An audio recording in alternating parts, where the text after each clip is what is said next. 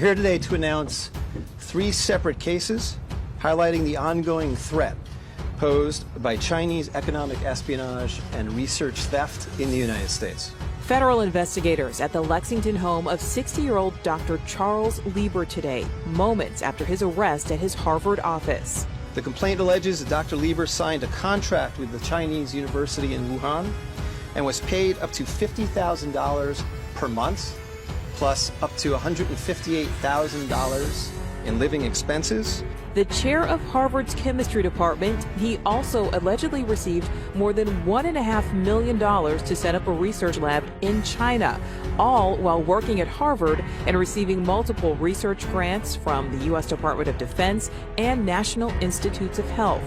Also charged today, 2 Chinese nationals, 29-year-old Yang Qingyi, who worked as a scientific researcher at Boston University. 30-year-old Xiaozong Zhang worked on cancer research at Beth Israel Deaconess Medical Center. For trying to smuggle vials of biological material out of the United States to China and lying about it to federal investigators. Now, Lieber is due back in court Thursday. He's currently behind bars. He could face up to 5 years in prison if convicted.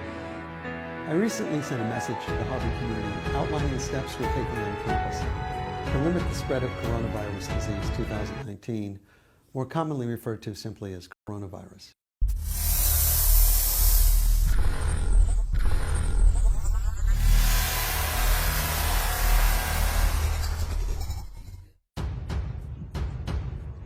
Akhirnya ilmuwan yang membuat dan menjual virus corona atau COVID-19 ke China ditangkap.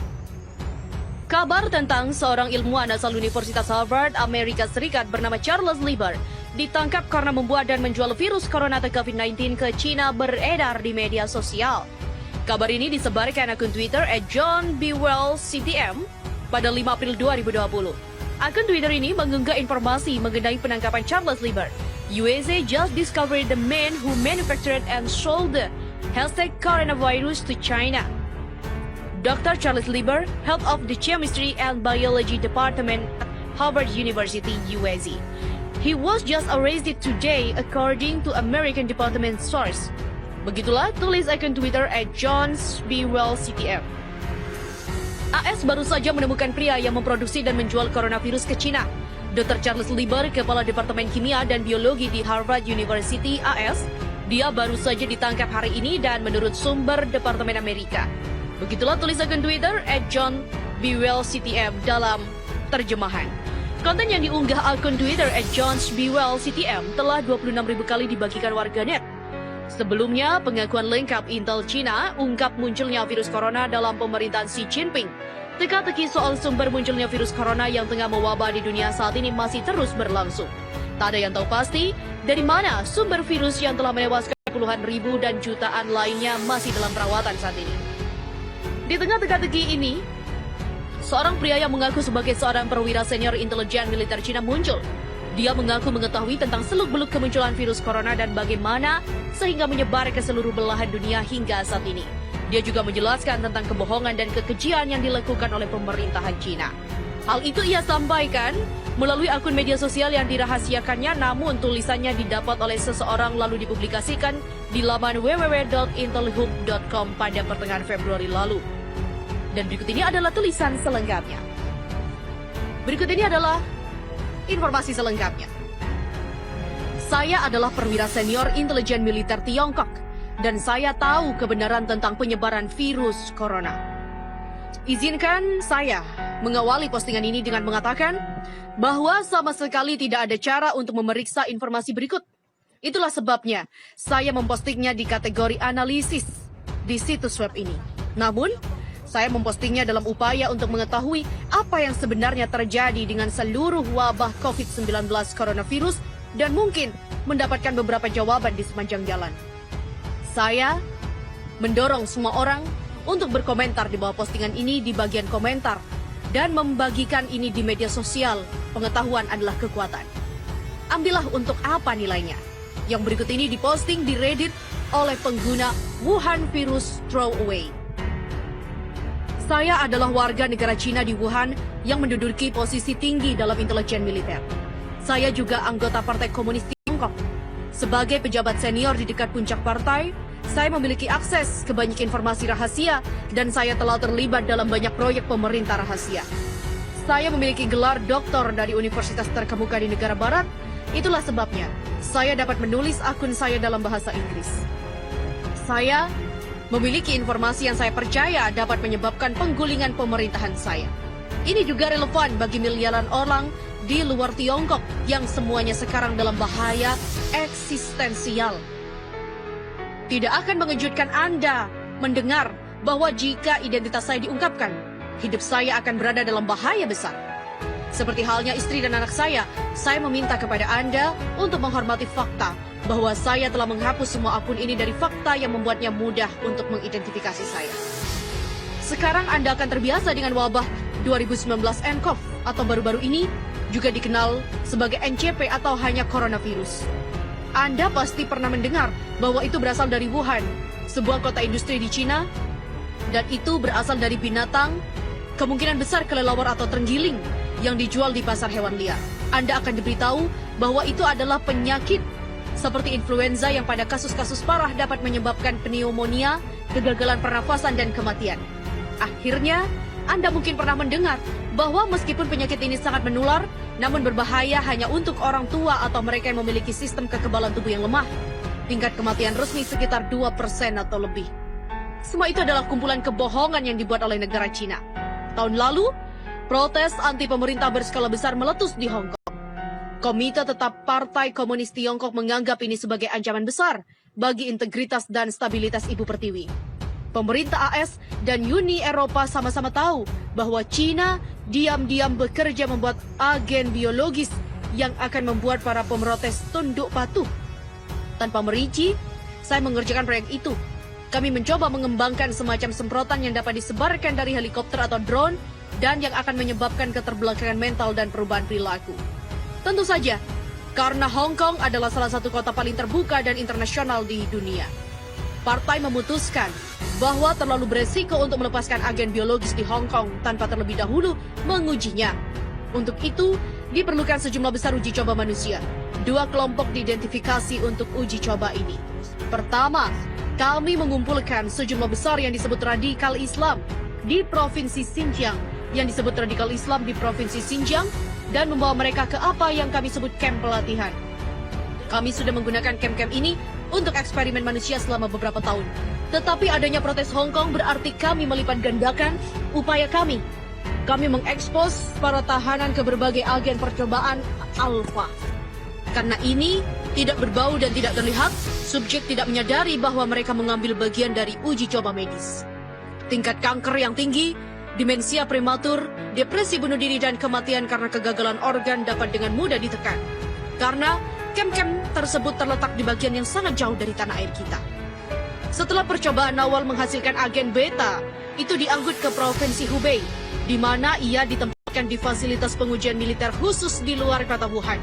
Ini bahkan bukan rahasia yang dirahasiakan. Keberadaan fasilitas ini telah dilaporkan dalam berita internasional. Bahkan, fakta bahwa letaknya dekat dengan pasar hewan liar adalah fakta yang diketahui. Pada saat itu, Presiden kita telah memperkenalkan sistem kredit sosial yang memungkinkan kita mengidentifikasi elemen-elemen yang tidak loyal, kontra-revolusioner, dan borjuis dalam masyarakat kita. Dengan menggunakan skor kredit sosial yang diambil dari aktivitas online, perilaku belanja elektronik, dan laporan dari informan di masyarakat sipil, kami memilih beberapa pelanggar terburuk. Ini termasuk pengacara dan aktivis HAM, Kristen, homoseksual, artis, intelektual, orang-orang yang berbicara bahasa asing, dan yang tidak diinginkan lainnya. Setelah pembuat masalah ini dikumpulkan dan ditempatkan di fasilitas pengujian, kami mengekspos mereka ke agen yang biokimia di alam dan menyebar dalam aerosol yang tak terlihat, mirip dengan virus tertentu. Hasil awal menggembirakan karena kami melihat penurunan kognitif yang signifikan dan pengurangan fasilitas pemrosesan mental yang lebih tinggi. Pada dasarnya, orang-orang yang tidak diinginkan kita menjadi cacat mental ringan yang justru merupakan efek yang ingin kita hasilkan untuk memenangkan populasi yang gelisah di Hong Kong. Sayangnya, dengan cepat menjadi jelas bahwa agen juga memiliki efek lain. Sekitar 1 minggu setelah retardasi terjadi, subjek kami mengalami kecemasan besar dan serangan panik. Akhirnya mereka mengembangkan gejala yang mirip dengan skizofrenia paranoid. Pada saat itu, tubuh mereka memburuk dengan cepat. Mereka mengalami pendarahan internal yang hebat. Dinding pembuluh nadi mereka larut. Mereka keluar dari mata dan mulut mereka dan jaringan mereka hancur. Untuk mengatakannya dengan cara barat yang lebih langsung, mereka mulai meleleh. Kematian biasanya terjadi karena kegagalan banyak organ. Ini didahului oleh setidaknya 5 hari penderitaan parah yang tidak dapat diatasi dengan obat penghilang rasa sakit. Pada saat itulah, saya pertama kali melanggar protokol kami. Satu subjek, seorang wanita tua yang telah menerbitkan kartun memfitnah presiden kami, memohon saya untuk kematian dengan desakan sedemikian rupa, sehingga saya merasa kasihan dan menembaknya. Saya ditegur, tetapi untungnya keluhan itu hilang ketika saya setuju untuk mengganti biaya peluru. Aku bersumpah pada diriku sendiri untuk tidak lagi menunjukkan emosi yang tidak perlu. Kami memutuskan bahwa agen kami tidak dapat digunakan. Itu terlalu merusak untuk tujuan kita. Kami ingin penduduk Hong Kong tunduk pada kami. Kami tidak ingin memusnahkannya. Secara alami, teman-teman Amerika kami pada waktu itu menaruh minat pada pekerjaan kami dan meminta sampel untuk keperluan penelitian dan pengujian mereka sendiri. Mereka mengisyaratkan bahwa mereka ingin menggunakannya untuk menyelesaikan kesulitan-kesulitan tertentu di Venezuela. Biasanya kami akan setuju karena kami menjaga hubungan persahabatan dengan CIA. Tetapi mengingat sifat agen yang sangat beracun, kami menolak. Ternyata ini adalah kesalahan besar CIA. Dia yakin bahwa kami telah mengembangkan sesuatu yang sangat kuat dan ingin menyimpannya untuk diri kita sendiri. Mereka menawarkan banyak uang kepada salah satu peneliti kami. Dengan bodohnya, dia setuju untuk menjual spesimen kepada mereka. Kami menemukan tepat pada waktunya untuk penyerahan dan mencoba menghentikannya. Dalam baku tembak berikutnya, jangan repot-repot mencarinya di berita. Tidak pernah dilaporkan dimanapun. Beberapa lusin orang tewas. Namun yang lebih penting, agen melarikan diri. Baku tembak terjadi di pasar hewan liar yang telah dilaporkan sebagai lokasi penularan hewan ke manusia yang mulai mewabah. Tapi tentu saja tidak ada transmisi seperti itu. Itu hanya lokasi di mana CIA seharusnya menerima botol tertutup berisi agen. Botol itu hancur ketika dijatuhkan oleh pengkhianat yang telah setuju untuk menjualnya kepada orang Amerika. Sekarang saya mengerti Anda akan skeptis jika saya benar-benar seperti yang saya katakan. Mengapa saya membagikan informasi ini di internet? Izinkan saya meyakinkan Anda bahwa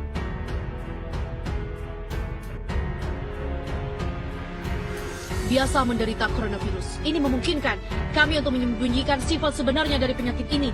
Biarkan saya jelaskan.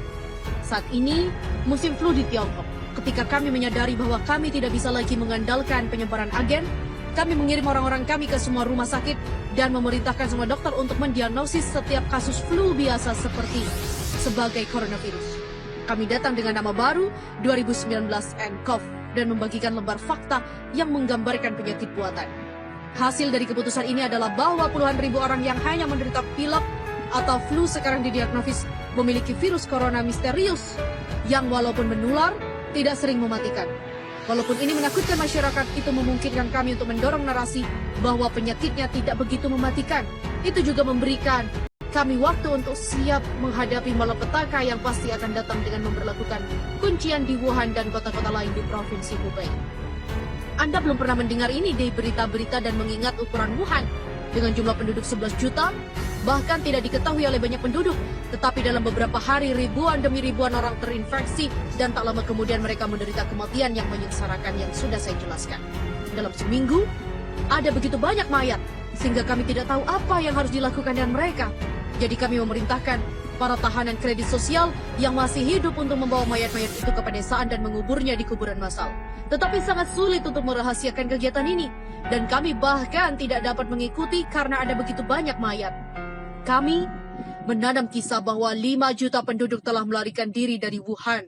Pada kenyataannya, tentu saja banyak dari orang-orang itu telah meninggal karena agen. Saya bekerja sepanjang waktu membantu mengatur lockdown ini. Ketika saya memikirkan kembali tindakan saya sekarang, saya merasa sangat malu. Pada saat itu saya masih percaya bahwa saya berjuang untuk tanah air saya dan memerintah dengan tangan yang keras. Saya tidak berpikir bahwa itu benar untuk membunuh Dr. Lee. Dia adalah pria yang penuh kasih dan baik hati. Dan dia peduli pasiennya. Bagaimana tanah air kita tidak mendapatkan manfaat dari memiliki dokter seperti itu? Saya berbagi kekhawatiran saya dengan istri saya. Tetapi dia meyakinkan saya bahwa saya tidak boleh mengatakan apapun kepada atasan saya. Dia mengatakan itu terlalu berbahaya, bahwa mereka menghargai kesetiaan di atas segalanya, dan bahwa saya hanya akan menemukan masalah jika saya mengetahui dan mengakui keraguan saya tentang praktek mereka. Dia juga menunjukkan bahwa kami mendapatkan manfaat dari perawatan medis prioritas. Sebagai pejabat senior, kami menerima persediaan rutin masker hazmat yang sangat canggih, yang merupakan satu-satunya teknologi yang dapat mencegah infeksi. Dia memohon saya untuk memikirkan putra kami yang masih kecil. Jika saya berbicara dan tertangkap, hidup kami akan beresiko. Sekitar waktu yang sama, menjadi jelas bahwa agen sepenuhnya di luar kendali kami. Itu menyebar seperti api di seluruh provinsi Hubei dan sekitarnya, menginfeksi puluhan juta dan menyebabkan mereka semua mati. Saya mengerti bahwa apa yang baru saja saya katakan sulit dipercaya, karena Anda telah diberitahu bahwa hanya ada sekitar 50.000 infeksi dan jauh lebih sedikit kematian. Tetapi ini adalah infeksi influenza yang secara salah dianggap sebagai coronavirus yang tidak ada. Agen jauh lebih menular dari itu, dan tingkat kematiannya tidak seperti coronavirus, bukan 2%. Tidak, tingkat fatalitasnya adalah 100%. Tidak ada yang pulih dari itu. Setiap orang yang mengidapnya meninggal, dan banyak orang yang mengidapnya. Provinsi Hubei terletak di reruntuhan. Berbagai pembatasan perjalanan dan penguncian yang telah diberlakukan tidak menciptakan untuk menghentikan penyebaran agen. Tidak satu pun dari mereka dapat menghentikannya. Bukan embargo, tidak menghadapi masker atau pembersih tangan, tetapi untuk menghentikan para korban yang selamat dari melihat bencana dengan bencana mereka sendiri mata. Saya adalah bagian dari penyembunyian terbesar dalam sejarah manusia.